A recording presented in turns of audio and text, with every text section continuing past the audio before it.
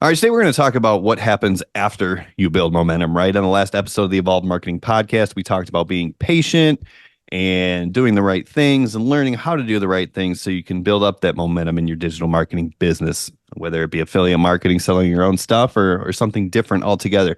Today, we're going to start off talking a little bit about what happens after you build momentum and then it starts to slow down a little bit. Because that happens, doesn't it, Andre? Yeah, usually when something is doing really well, it doesn't stay that well for that long, right? You can extend it, and there are some certain tips that you can do in order to extend that growth. So today, yeah, we're gonna talk exactly about those tips. But yeah, man, everything that goes up must go down at some point. That's one of the hardest things in the world is to keep that momentum going. I mean, not initially, like you said, once it gets going good, it gets going pretty good, but it doesn't last forever. I mean, it's just one of those things that you can see patterns in life where stars come onto the scene, whether they be movie stars or music stars. Very few people make it for 15, 20, 30 years. You have a lot of one-hit wonders.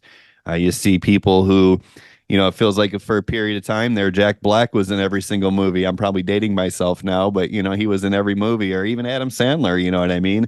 They Mm. were every single movie that came out had them. And it's just hard to keep that up forever. So I think that's what we're going to talk about. So I'm just curious, you've been doing this for quite a few years now. Do you have any idea of, time frame? How long does it really roll along? Have you seen any patterns where, things get really good and then they burn out after a while, or is it just kind of depends on the situation? Yeah, it could be a lot of different things, right? For example, my success took me what 6 months to get everything going, right? And then everything was good for like 4 months after that, right? Like super good. Mhm. And then something out of my control happened, which I lost one of my main accounts. So that success took 4 months. You get me? Of really good months. Um, there's a lot of variables. You never know what's gonna happen, especially when you're at the top, right? But then the good thing about it is that you did learn the skills in order for you to start over and keep going. So I was able to prolong my growth the next 3 years because of the skills that I learned. Yeah, and I But think it that's could what we're gonna. happen with the snap of a finger. Yeah, and I think that's what we're really gonna focus in on because what we're talking about here is once the momentum kicks in. It took you about 6 months. You said it usually takes me anytime I launch a new campaign about six to 8 months to really get it rolling. And then once it does, I mean, it's just like easy. I mean, you can just wake up and make money. It's just one of those things where when you fall in line and you got the buzz rolling, and you got new people checking you out each day, and you have a good offer, it does get pretty easy for a little while.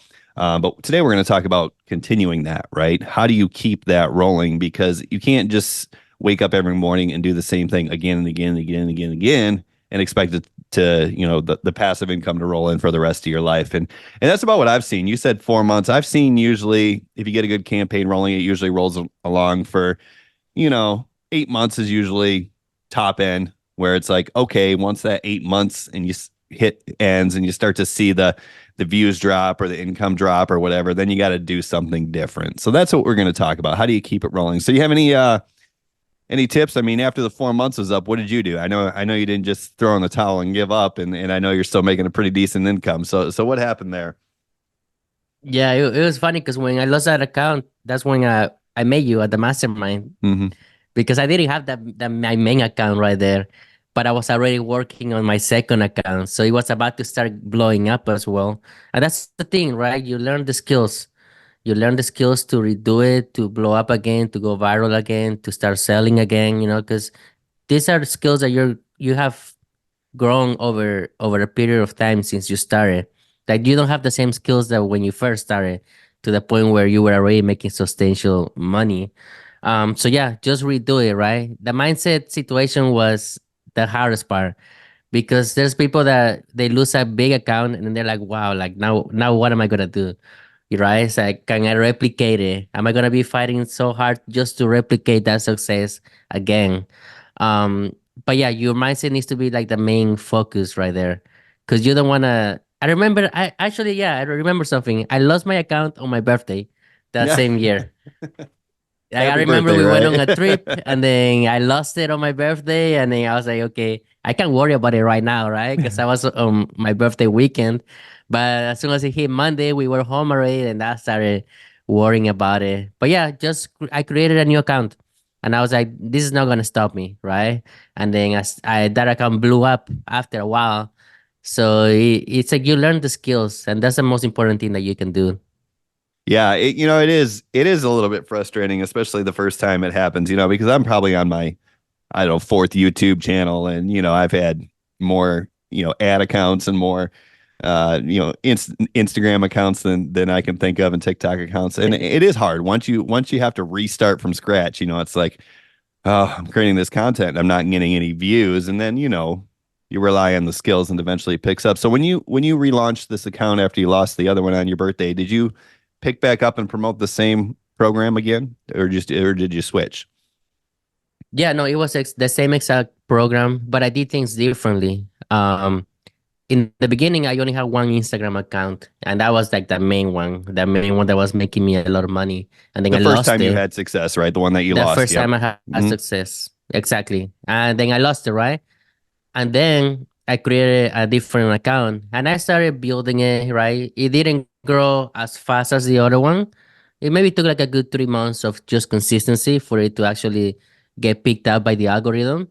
But then by then, I had already created a third account because I was like, I don't want to start over again, right? So I had another account, like a backup one, and I was building that one, and then that one picked up at the same time. So I had two accounts blowing up at the same time after I lost that initial one. So it's like little things like that you learn as you go, like trial and error, right? There's no possible way that you're gonna get everything mapped out until you're successful. Like you're gonna see a bunch of things in between that nobody really taught you, but you just have to keep learning from those things, and you'll make it better. Like those errors, now they're like, okay, whatever, right? I can start one easily. But in the beginning, of course, it's a little nerve-wracking, right? Losing one main account. Yeah, well, it was smart that you backed up your backup at that point, and it just Yeah. makes good sense to back up your backup. When you did start again, you know, obviously you have the experience. You just got to rely on the mindset to be like, hey, I've done this once. I know it works. I can do it again. Did you kind of take the same approach that you took when you grew your first one, or did you shift your strategy a little bit as far as content? Did you only rely on what you knew already worked from testing, or what sort of insight can you provide us for anyone who might think it's time to start a second account or needs to out of losing another one? Yeah, so for the thing that I had every video saved on my camera roll. So I knew the videos that performed really well, and I knew the videos that didn't. So what I did was I recreated the ones that performed well because I already had the template basically. I didn't post my old videos on my new account. I didn't do that, but I was able to create the videos that I already had done well on the platform, and that's what helped jump my growth in my second account.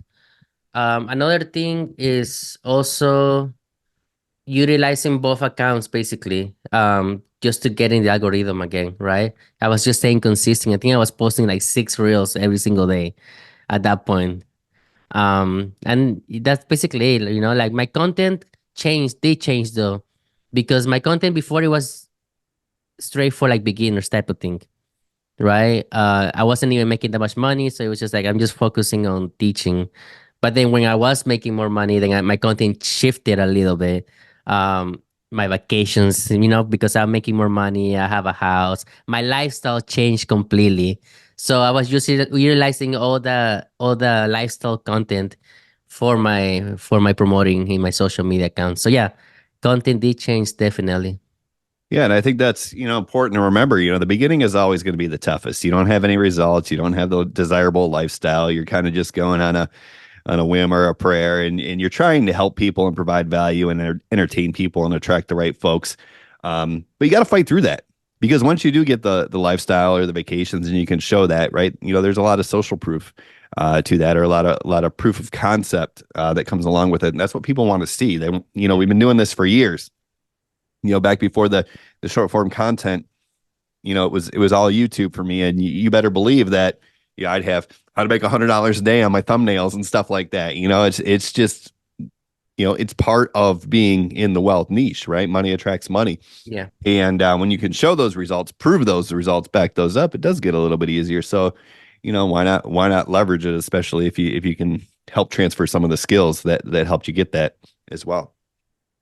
Exactly. And then, what about you, Brian? I know we talked about, how to extend that growth, the, I guess you can say the growth in your personal life, your business, everything, right? Because you're growing with your business. It's not just the amount of dollars going up, right? You're turning into a different person as well. So how do you extend that growth in your perspective? Yeah, it's really interesting because you see this a lot in affiliate marketing where, someone chooses a product and, they struggle in the beginning like we all do. And then they finally start to hit some growth curve and see some momentum. And then it gets really good. Like we've already talked about in this episode, it gets really good for a little while. And then it starts to slow down. And the tendency for a lot of folks in the affiliate marketing space is to get that shiny object syndrome. It's like, oh, this product's dead. Or as you've mentioned in the past, my audience is saturated with this offer, right? And so it's a situation where it's like, well, what makes the most sense? Well, I need to promote a new offer, a new product, right? And you see this all the time. Sometimes people go from affiliate product to affiliate product, which is fine if you do it strategically like you have in the past. Other people decide, well, hey, if affiliate marketing is slowing down, maybe it's time for me to create my own offer, which is fine. We've all done that. It can work very well. But there's a third alternative that I think works really well, and it's probably the easiest path going forward. And that's what I call creating a new front door. Right? We've talked about this probably on the episode before, but it's promoting the same offer in a different way. So maybe we can dive into that a little bit. Maybe give some examples, perhaps. Yeah, so same offer in a different way. As far as creating content, like long form to short form content. Yeah, Well, that's certainly an opportunity, right? So let's say mhm. you're seeing all this action on TikTok, for example, and you're driving people to an affiliate offer, and then you know the account sort of plateaus a little bit. You're not having that exponential growth curve that you can get sometimes in the beginning. So yeah, maybe it is a good opportunity to start exploring some long form. Why not take YouTube by storm, right? Bring a whole new Yeah. audience in, and so that's an example of a different front door. Another example of a different front door is something I did in the past with Legendary Marketer, which I'll just kind of retouch on really quickly. Is in the beginning very simple. It was a bridge page funnel. Drive people from TikTok over to a email capture page, and then send them over to a secondary page with a video explaining the 15-day business builder challenge and an affiliate link. Right, pretty straightforward and simple. Well, like we said, that lasted. That hit momentum in, I think, right around September of 2020, and for the next 8 or 9 months, it was rolling along. I mean, I would wake up, post a piece of content, and print cash. You know what I mean? But then it Yeah. slowed down. So instead of jumping platforms, instead of changing my offer, I changed my front door and I created a free course. It was 8, 9, 10 lessons, and all it did was get people ready for the 15-day business builder challenge. Meaning, hey, what is Yeah. affiliate marketing? How does it work? Why is it simple? Versus other business models. And it just kind of built the confidence in people. And I think, looking back at it, what had happened is I had hit momentum with the growth phase of TikTok for me, and all these people were following me, and a portion of them were the fast action takers who jumped right in. Well, as my account started to plateau, what did I have? Well, I had, 150,000 people following me or whatever, some of them religiously, most of them sporadically. But a majority of those followers were fence sitters. They're like, I don't know. Mm. I'm not just going to go spend $2,000 or even $7 on something I see from a guy on TikTok. So creating that free course gave them an opportunity to come in, get familiar with me. I could build some trust through the automated systems that the course relied on, and then build confidence in themselves. So now what I'm doing is taking a majority of my audience and then now showing them or giving them a way to convert that's comfortable for them, if that makes sense. Yeah. No, yeah. I mean, how much information were you putting on the free course, like the introduction course, I guess you can say? Were you like Yeah, giving everything right there? Or I were taught you a like, lot. making like curiosity, getting them ready for the other ones. Yeah, honestly, it was more of like, I'm really going to help you. And Mm, it gets to a situation where if it's just like you're just creating curiosity, then the course itself, the free course, kind of seems like a pitch fest almost. And who am I dealing with? I'm dealing with those people who've been watching my content for months now, but are still a little skeptical. They still have their red flags up. You know what I mean? So I really taught, and it's exactly what happens is someone comes through this and like, oh, I'm starting to understand. Maybe I can do this. But then, of course, when I get to the end of that free course, it's like, well, if you want to be successful, then you have to go this route. And it gets to a situation where yeah. I'm like, all right, I've given you the free stuff. Now this is what you have to do next. And people are like, well, okay. You know what I mean? And then they buy. They're like, I don't have a choice. So Yeah. yeah, I really taught as much as I possibly could. But left a gap, left a puzzle piece. The puzzle piece was the blueprints and the community and learning the product that you're promoting, right? And that's how I sold Yeah. it. Yeah. That's super interesting how you have a different way, like a Mhm. different fast lane, I guess you can say, to get into the same door at the end of the day. Another one could be maybe shifting from organic content marketing to paid marketing. That could be another way, right, to extend that growth. 100%. You know, people always talk about running paid traffic in the beginning because it seems easier, right? Well, I'm not getting any reach because my content's not performing, so maybe I'll just run some ads and start driving people in. But the problem is the money's just going to accelerate results. So if you don't have your systems dialed in yet and start throwing money at it, you're just going to lose money faster. But if you have a proven system with proven conversions and you have proven messaging that drives traffic, then absolutely you can certainly start running ads. And that's exactly what I did on TikTok when I was promoting Legendary Marketer. Is I just took my best performing TikToks and turned them into ads. Right? Hmm. It was that simple. I think I did it mostly on Facebook at the time, because we're going back to what, 2021 now. Yeah, so I was mostly on Facebook ads at that time. But that's it. And then you get a new bump of people coming in because now you're paying to get the traffic. But then if you do that, you have to understand that the game just changed, right? Because Yeah. generally, you start throwing ads at something, you're trying to break even. You're trying to make your money back on your spend. So you better have a secondary offer available, some sort of back end monetization plan, because that's where your profit's going to come from. But yeah, absolutely. Once you have a proven system, why not put some money behind it?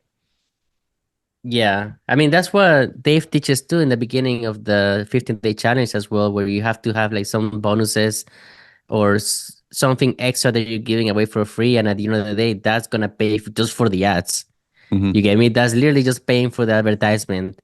But then in the back end, you need to have those upsells because Mm-hmm. that's where the money is gonna come in, and that's where you're gonna have the profit. But the initial offer, the initial low product offer, it needs to pay off whatever you're putting out, right? It needs to like balance out, or else you're not gonna make it. You're not gonna make it that far if you do No. it that way, especially in the beginning.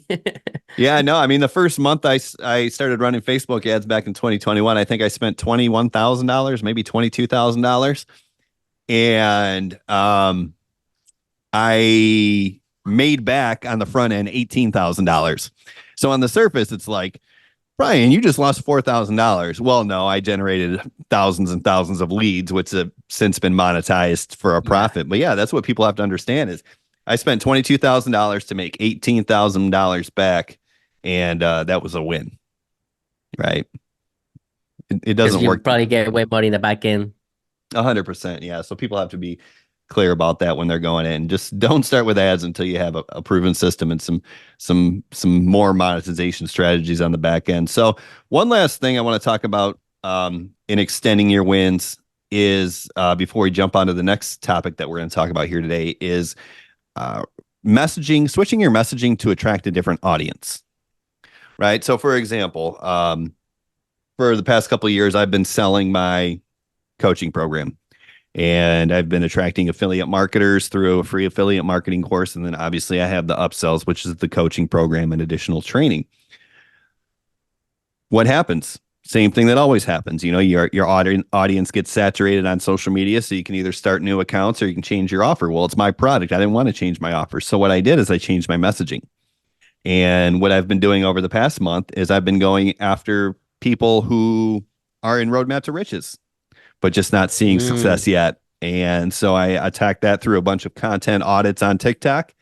And now I very quickly built up a huge following of people who are bought into Roadmap to Riches or a Master Resale Rights program, but they're just they're not having struggling. success yet. So what do they need? They need coaching. So I created a secondary product where we talked about this before, Andre. I talked about how I was retiring for Master Resale Rights, right? Mm-hmm. Why was I doing that? Because instead of selling Master Resale Rights, I was going to just sell my bonuses, which is my funnels and stuff like this. So I packaged Yeah. my funnels and I put them as a kind of a almost like a tripwire offer inside my course. So $97, you can get all my funnels. So I sell that now, but then I get people into my ecosystem already paid with me, and then I can upsell them my coaching program when they're just not putting all the pieces together yet, which is Yeah. $2,000. So it's still the same product. It's still just coaching, marketing coaching, but it's kind of a different front door now. So are you mixing the master result rights with affiliate marketing then? Are you kind of like doing them together in the same structure or the same campaign, I guess you can say? Yeah. So the back end offer is just the coaching program. I mean, that's what people are paying Mm-hmm. for. They're paying to get access to me twice a week. So I can attract people through affiliate marketing, which is more of the beginner model, someone who's never done anything before.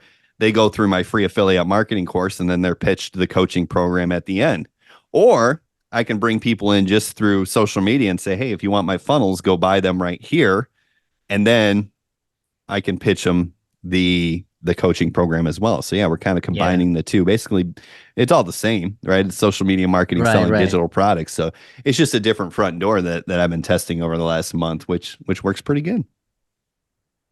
That's I mean that's smart. I mean you're realizing like you said, like skills that you learned in the past and you put them all together into one thing and you're changing the messaging, which is important too, right? Because you can't have the same message throughout, so many 3, 4 years and you're still saying the same things, right? You have to evolve the messaging. Another way, last thing before we move to the next topic to like prolong growth is omnipresence, right? You can't just put all your eggs in one basket because there's people that start jumping on Instagram first and they have huge success, but just at some point you're gonna plateau. Your success is gonna be stuck right there. So see, since you didn't get the skill of posting in different platforms as well, because you have YouTube, Facebook, Pinterest, TikTok, Twitter, there's a bunch of different platforms where you can also promote. At some point, you're gonna be stuck in one plateau account when you could have been building more ways of, getting eyes into your product. So that the omnipresence probably can also prolong your growth. Yeah, and that's the thing. I mean, once you start figuring out your messaging on one platform, then you can sort of transition and you might have to modify a little bit, because different, Instagram focus is a little bit different than TikTok focus. The algorithms behave a little bit differently. Different things are rewarded. But you're exactly right. Like once you're rolling on one platform, see what else you can do on other platforms. And I think that's kind of what we're going to transition to next. We're going to talk about maybe some differences between posting on Instagram and posting on TikTok. How do you get the most out of each platform? Is that a fair assessment of where we're going next, Andre? Yeah, so we're gonna give the difference between TikTok and Instagram because you like TikTok, I hate TikTok with the passion, but I like Instagram, right? And Instagram hasn't given you much love either, so it's like we're gonna see like the differences why we like one platform more than the other. So we'll start with you, Brian. TikTok, right? But let's do it. Let's do the perspective as of right now, not your perspective as of 2020 when Mm-hmm. everything was like blowing up for no reason. You get me? Let's keep the perspective in the present. The present. Yeah, absolutely. Because TikTok has changed so much, especially over the last 6 months. So as we, look into 2024 here, TikTok's a different ballgame than it was even in 2023 and certainly in 2022. So yeah, I'll kind of give my assessment of where TikTok is. And what's good about this is I see where it's going. We're not quite there yet, but we're working our way there. So I have a pretty good beat on TikTok. But before I do, I got to say, Andre, listening to you talk over the past, however many years we've been doing this podcast now, or however many episodes, and just kind of following your Instagram advice has given me some Instagram breakthrough. I'm happy to say that I'm feeling pretty good about Instagram right now. I've had quite a few videos in a row get some serious traction, so I'm getting excited about that. But we're gonna get back to focus on TikTok right now. Um, what I'm seeing on TikTok is really two great opportunities. So for me, TikTok is more about interest, right? Whatever, that's what people find. It's like videos are clumped and served based on interest. So for example, if I go out there and start talking about roadmap to riches because I want to start attracting people who've bought into that and haven't seen success yet, well then I can very easily pick up steam quickly, right? That's the beauty of TikTok is like, okay, if I want to attract people who are in legendary marketer, then I start talking about legendary marketer and I'm going to be clumped in with that group. Or if I want to start talking about people who hate their job because I want to attract people who want to, leave the 9 to 5 or whatever, then I just start talking about how much, it sucks to have to go to work every day or whatever. And I'm going to be clumped in with that interest group. And what it really tells me is TikTok is focused on not only just becoming a discovery platform, but a search platform. They really want to be a search engine. And I've talked about this in the past with our, trips to like New York when we want to find the best pizza places, we go to TikTok, not Google. And I think TikTok is really focused on that going forward. So keyword research, talking about the interests, and then also I think a little bit longer form content on TikTok is starting to outperform the short 7-second videos that used to do so well. So it's shifting, right? To maybe keep it like medium-sized videos, maybe like clips, like 3, 4, 5 minutes clips. So now it's not everything gonna be about short form content, right? That's the transition that you're seeing, some of the changes that are happening. Yeah, absolutely. It's more like not how long can we make a video to perform better. It's like how quickly can we relay a bunch of valuable information. So if I can just break down a concept of marketing or traffic or funnels, if I can do that in a minute and a half or 2 minutes or 2.5 minutes, and I can keep people engaged through the whole process, because unlike a YouTube video where I'm explaining everything over 10 minutes, if I can take that same idea of a YouTube video that's 10 to 12 minutes long and condense it clearly into a 2 to 3 minute video on TikTok, that's where I'm seeing the most success, because people want that information, but the attention spans are lower, so they want it delivered quickly. You got to get right into it. You got to break it down. You got to bring that aha moment, and then kind of that's the end of the video. And what happens is, because that common interest is being the key focus of attraction, then you get a lot of the same people coming in. So the conversation, which is the second thing that happens, the conversation develops really quickly in the comments on TikTok now. It's like this person agrees with this person and this person's commenting on this person, which gives you another opportunity that I see on TikTok to answer a lot of your comments with video responses. Right? When you reply with a video, that's creating a lot of good vibes as well. So I'm seeing that as a tool that can be leveraged on TikTok, or an opportunity that can be leveraged on TikTok.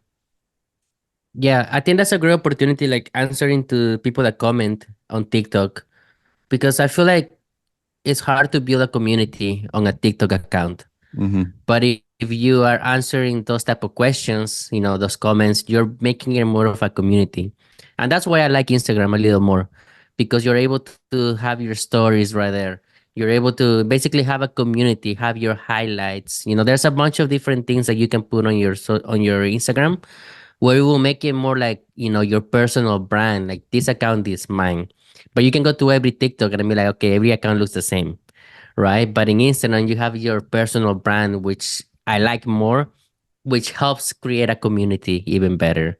So when people see your colors, people see you, they're gonna know, okay, I'm in the right account, right? I'm in the right place, watching the right video. That's why I like a little bit building a community better with Instagram. I know, but probably TikTok is making those changes just to do the same, right? I know they have stories now. I don't know how useful they are on a TikTok account because I haven't really played with them.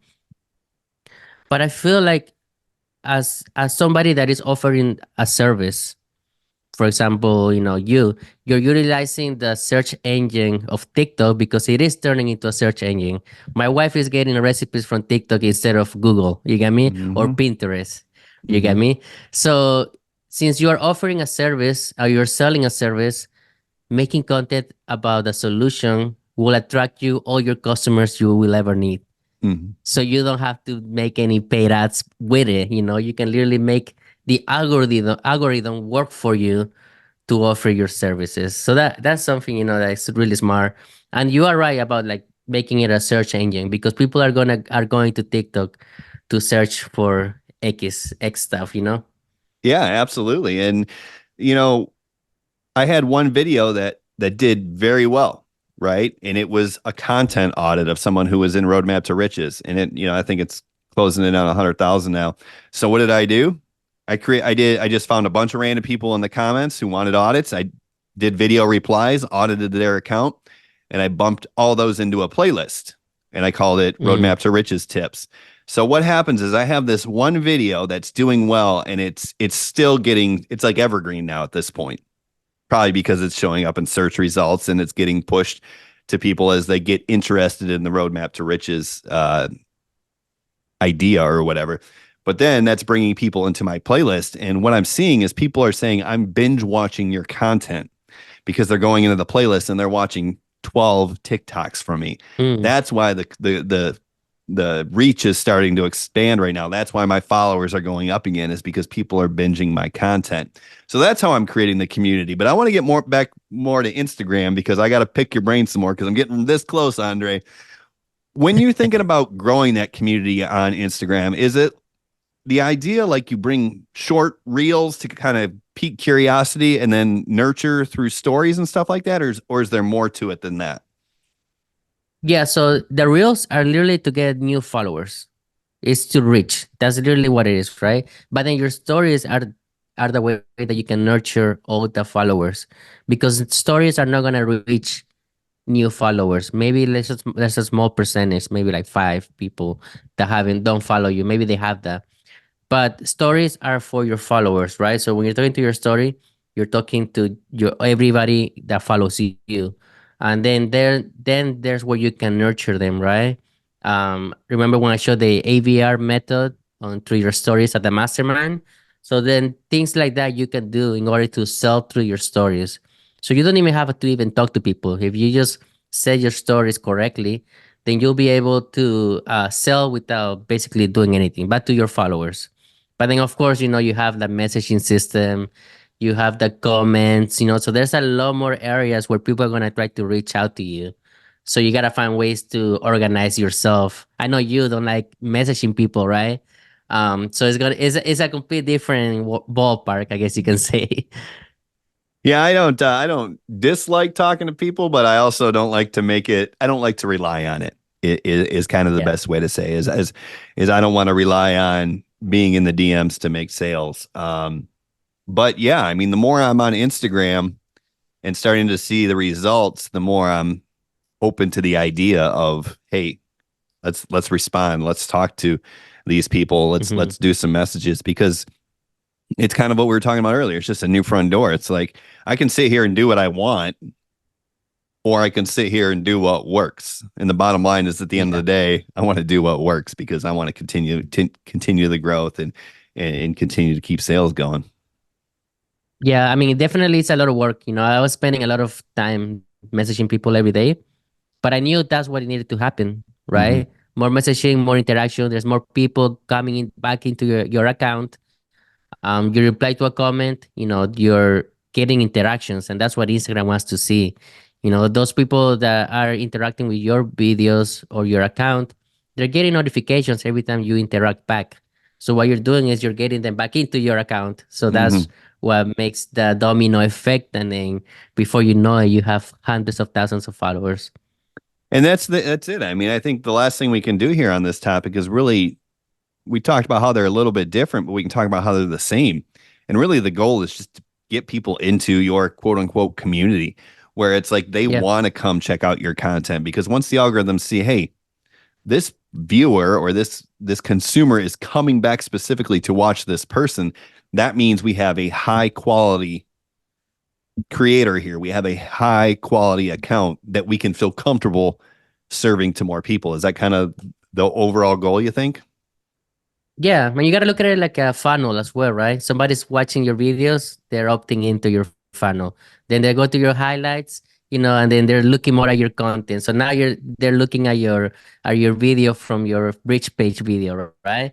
So it's like you got to look at it at that, like take them through the steps, have them comment, then have them send you a message. Then while they wait for your reply, they're gonna be consuming more content because everything is accessible right there and everybody can just do it and then repeat. So you're not doing this with just one follower. There's a bunch of people doing the same exact thing. And you're Yeah. just tricking the algorithm, right? Because Instagram is thinking, why is this person on your story? Then goes to comment right here, then sends you a message over here. Then he's watching the highlights and then going on your website. What's going on with this account, right? It should be popular, so they start sending them to more people and more people. It really is it, man. And I'm glad you brought up mentioning treat it like a funnel because I was talking to a gentleman last week in my coaching program and he was starting on TikTok, starting to see a little bit of interest where people were leaving comments, but he was a brand new account still, so sub 1,000 subscribers. So he's like, I don't have a link yet. It's like, well, that's okay. Just build the community or, send people over to Instagram. And that's what he was doing. He was sending people over to Instagram to go find the link. But I think the mistake he was making before he talked to me was he was just reposting the same stuff over on Instagram that he had on TikTok. So there was no new interest over there. There was no reason to engage with Instagram. And that's exactly what I told him. Let's treat it like a bridge page, right? Take them further down the journey. Whatever that means to you. Teach them what affiliate marketing is, the differences between doing low ticket, high ticket, all that stuff. But yeah, you treat it like a funnel, and that gives people a reason to go through it, right? To travel through, like you said, watch here, comment here, click here, and when you can control that movement, and Instagram sees all that movement going on, they're like, well, this is a great account, really engaged, and that's really all that matters. Exactly. And that's what I've been doing since, 3 years ago when those accounts were blowing up. That's literally it. I was making them interact with my account and then it worked every single time because I am already on like my fourth, fifth Instagram and they all have done great. You get me? So it's like, it's going to happen. Right. It'll happen. That's it will great. happen. Exactly.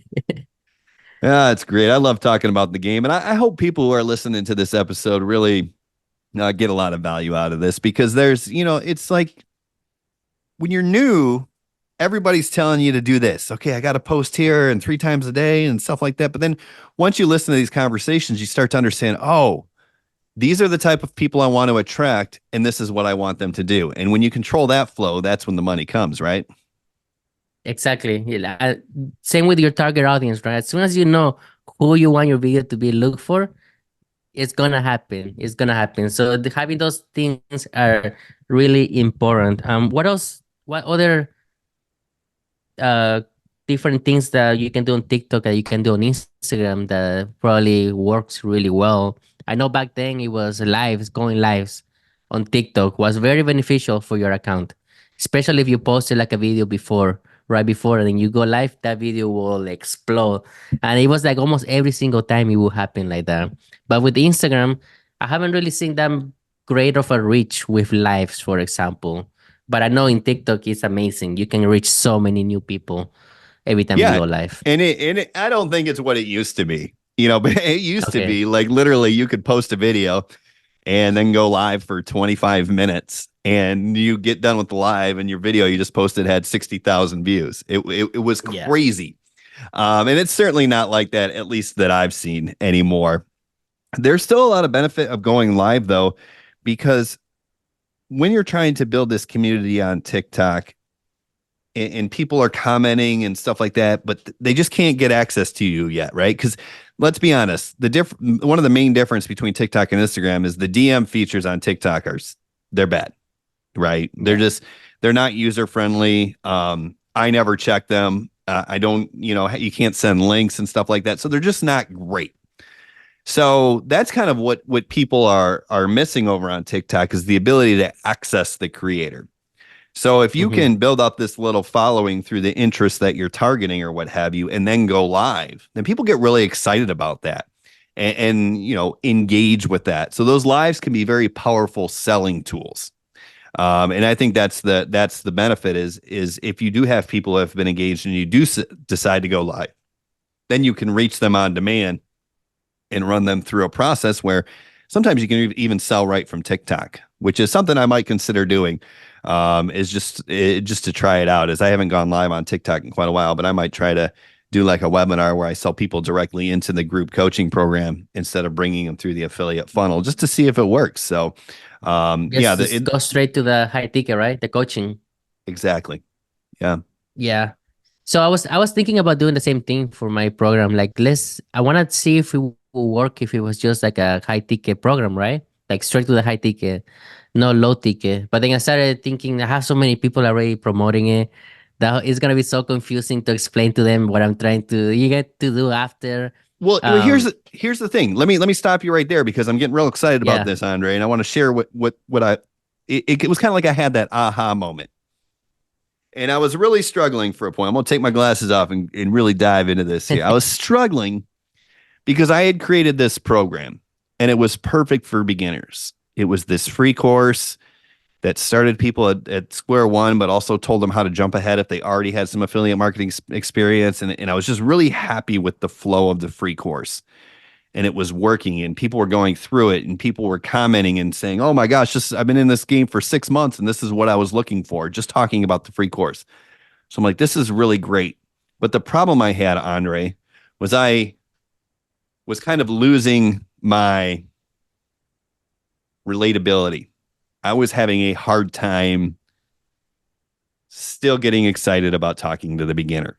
You know what I mean? It was Mhm. like, oh, but my affiliates who are beginners are super excited about getting started, have that passion still, and they can relate to the beginner. So I didn't change anything for them. Mm. But what I did is I just decided, oh, I'm going to leave that free course funnel for the beginners, but I'm going to go out and just sell the high ticket straight away. So it's like they're not going to use the same strategies I'm using. I can still teach everything they need to know, but that's for them. Me, is I approached it. I went after the people who had more experience, and I'm like, I'm just going to sell the coaching program straight away, and that's where I've kind of reignited my passion, in my excitement level. I shouldn't say passion. I should say my excitement level through my content. Now it's like, oh, now I'm getting all these comments again, and people love me again, and I'm the king of TikTok again or whatever because I just happen to be in this roadmap to riches community, that needs some additional support now. So Yeah, that makes sense because okay, so you're saying that you're trying it out for yourself, for your business. You're not launching it to anybody else, right? Yeah, so that's what I was thinking, right? I started doing it on my own just to see if it will work before I even launch it to everybody. And it was working, right, for me. But then just to launch it for everybody is gonna be such a headache, right? Because I have to reteach everybody, and it's gonna attract way more confusion. But yeah, that makes sense because I didn't do it right for everybody, but I did do it for me, for my to see if it worked. And yeah, I mhm. was getting some traction, right? So it's not like it wasn't working, but I think I just thought about like the bigger picture, you know. Do I want to confuse everybody even more, because it is confusing in the beginning as a and beginner. and you don't, and that's the thing. You're not, you're a coach, right? You're a creator, you're an educator, you're a leader, you're a mentor. So part of that is showing people the path that'll work for them because they wouldn't be ready Yeah. to do what you're doing. You're ready to do what you do. You're ready to sell it straight away. You're ready to attract the right audience and bring them in and go higher level or give them things they might be doing wrong. They're not going to be ready. And I think that's where a lot of course creators fail and coaches fail is they're like, oh, I want to bring this beginner group in and show them how to do it at an advanced level. Well, they're not ready for that. It took me years to get to this point. It took you a couple years to get to this point. So what you got to do is you got to almost like focus on the path that will work for them. And then you can do whatever you want. They don't have to do what you do. You're there to teach them how to do what they need to do to be successful. And that's kind of the switch that I had in 2024. And I think everybody's happy. I just saw an affiliate commission come through, so it's working for them, and I'm having more fun selling it the way I sell it. So I think everybody's happy, and it it's focusing on what you're ready to do and then leveraging the crap out of it. It's great. How do you feel when you're doing a coaching call, for example, right? And then there's somebody that you're in a room with a bunch of beginners, but there's one person that knows a lot, and then they start asking questions about things that the beginner shouldn't even think about because it's just so advanced. You think that's beneficial for everybody, that they're learning about those questions at that period of time, or they're just getting more confused? Because I do have a person that is super experienced and she asks really great questions, and it's amazing. And I love it just because it gets me thinking too, to answer the question. But at the same time, everybody I feel like is learning at a 10x speed, you get me? Because they're getting these questions that are so important, they're huge. But for somebody that wants to scale their business, it's not really targeted for the beginner. I like it, but I don't know if everybody else, enjoys it as much. Yeah, well, the way I look at that is I think it's valuable. And the way I sell that is, hey, you come to this coaching program, there's going to be beginners as well, but there's also going to be people who've been doing this. There's people in my group who've, done a few $100,000 and they still show up to the coaching calls. Well, what this allows you to do, I think, is predict the future as a beginner. And I always say, like, hey, all right, we're going to talk about this. If you don't understand this, like, don't stress about it. But what you're going to do is you're going to hear this and 20% of it might stick. Then you can rely on that later down the road. Like, you might get to a point, 6 months from now where you're like, oh, here's that problem that they were talking about. And you already have an idea of where you got to go to solve the problem. It's not like you retain that information and you're just like, yep, here's what I do. But you start to know what you don't know because you had that preview, so to speak. So I think it's great. And the other thing I love to do in that situation is I love to encourage the people who do have success to teach, because it's a new perspective. The people who come in who've got the experience, I'm constantly like, if I could, what do you think about this? And I try to get them to share their experience, because not only is it going to help the beginner get a new perspective, but there's the idea that when you teach is when you master the skill. So I'm actually trying to help the people who are more advanced by encouraging them to teach, which then helps them get a better understanding of why what they do works, which will then help them in the future, if that kind of makes sense. So I think it's a great dynamic. Yeah, and you're helping them get out of their comfort zone, step up to a different level, right? I have a person that helps me with my program too, and I just delegate some stuff. You get me? And then all he says is yes. We'll do it. Let's do it. Let's get it done. But is he ready to do those things? Probably no. He's like, okay, but I have to do it, right? He's giving me the opportunity. I have to do it. So that mentality, that mindset is also great to have, because you're getting out of your comfort zone. You're learning something new every single time. You're giving that opportunity to somebody else to grow their credibility too, because that's so important in this game, in this industry. You have to build your credibility with what you know. Absolutely. And that's why I love talking about our programs, is not just to try to sell them, but because we're actually doing coaching, which is really, really cool. Like, we're not just sitting here giving information, here's how to open an Instagram and stuff like that. We're actually coaching people, and it's a lot of fun. And I think that's why people love our communities. But let's talk about your community now. Because you recently are merging your paid program over to school. So let's talk a little bit about that and share how you're using the school platform and what the response has been.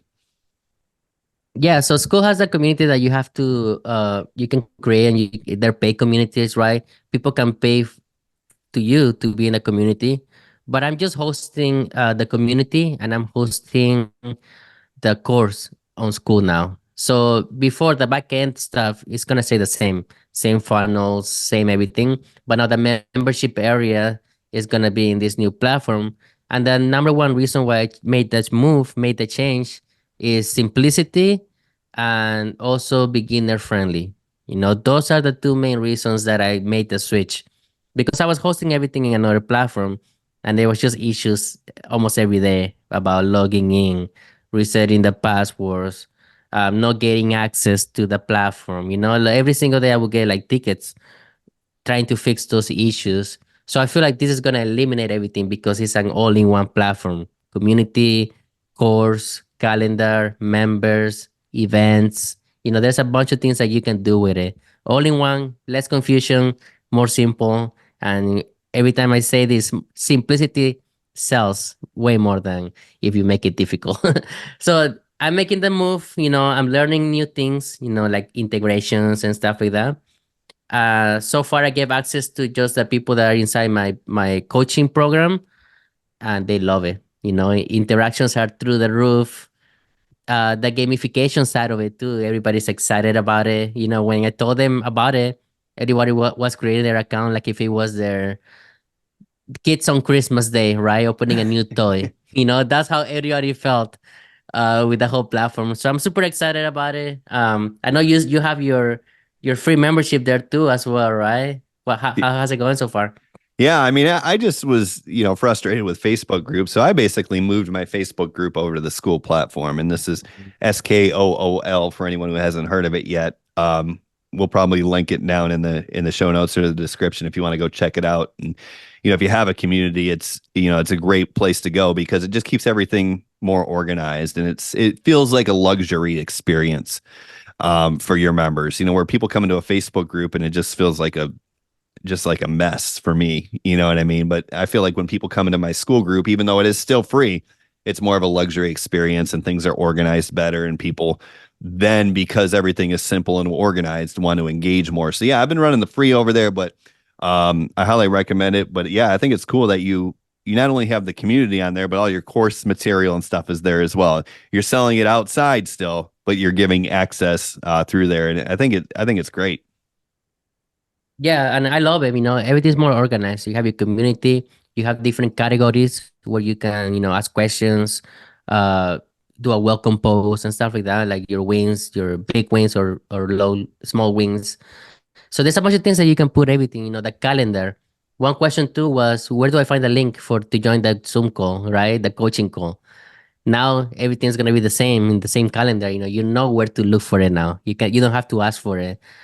Some things like that really like got my attention. Like watching the videos, you can easily embed a video as a post, so people can just literally click on it, and just the friendliness of it is Hmm. really nice, especially for the beginner. People are always confused in the beginning, so that simpler the friendliness that you can put it and set it up is gonna go a long ways in the future. And Now, I you haven't have gone the into this ability problem to. yet. Oh, go Go ahead. I'm ahead. sorry. Go ahead. Uh, the next problem that is happening is the migration, right? How do I get all these people into this new platform? The new people is gonna be fine because I have everything set it up with integrations where if somebody buys, it's gonna go straight to school. But now, how do I get the old people or the other people in the system? There's more than 4,000 people, okay? How to move those people into the new platform? That's gonna be the tricky side of it. But yes, I might lose a bunch of people in that transition, but also, how you said it last time, more people that got unmotivated or didn't want to keep going, they might retake it and start again. So it could be a win-win, or maybe it will balance out on its own. But I think that's the next issues that I'm gonna probably find out Yeah. soon in a couple weeks. It'll go be here before you know it. And then you're able to give people access to different programs depending on what they pay for, right? Yeah, so one of the membership questions in the beginning is they have to put the email address which they Mhm. purchase, and then I just have to look it up and then see if they bought any of the upsells, and then just give them access real quick. It takes less clicks than going through like the other way. How you have to go everywhere purchases, and it's Mhm. just more Mhm. complicated. This is more simple. I can just one click and add courses to them and stuff like that. That's great, man. It's just like one of those things where we've been through this for about an hour now, and one of the main themes, and it's really about community, right? Like that's what people are buying into these days. That's what people are following. That's what people are becoming a part of is community, whether that be on social media, TikTok, Instagram, or in school, or in your paid programs or your free programs. It doesn't matter. It's people want that community and that connectedness and that ability to access. Exactly. Soon enough, we'll have our own community, Brian, for for the podcast, where people could have access to us. You know, if they have any other questions. But it won't be a free one, guys. It won't be a free one. But yeah, we're gonna see what we can do with this platform. It looks promising. You know, making the switch. It's always gonna be something new. It's always gonna be scary. But I'm just doing it because it's a great opportunity. You know, I don't want to pass this up. And Yeah, it's no, gonna I teach people. You know, more yeah, people. You know, new stuff. yeah. I think it's great. If you do wanna host your own community on school, we'll link it down. I think you can start with a free trial and just to mess around with it and see Yeah, if you like it because that's how I started. I just was like, I'm just gonna go mess around with it. If I don't like it, I don't like it. And then, like you said, the organization, the simplicity was like, oh, this is a lot better. And yeah, now I have a school community, and I think people appreciate that I pay to host it too, even though it's yeah, free. People really like it. There's been a lot of great feedback, more than I was expecting, to be honest with you. that's great. So I think that's a great way to finish this episode. Guys, if you want to create your community, there will be a link down below for you to play around with it, just how we said it. But yeah, anything else, Brian, before we go? I think that's it. I really enjoyed this episode. I like having multiple topics, and I appreciate everyone who tuned in today. And I will see everybody on the next episode of the Evolved Marketing Podcast. Bye, everybody.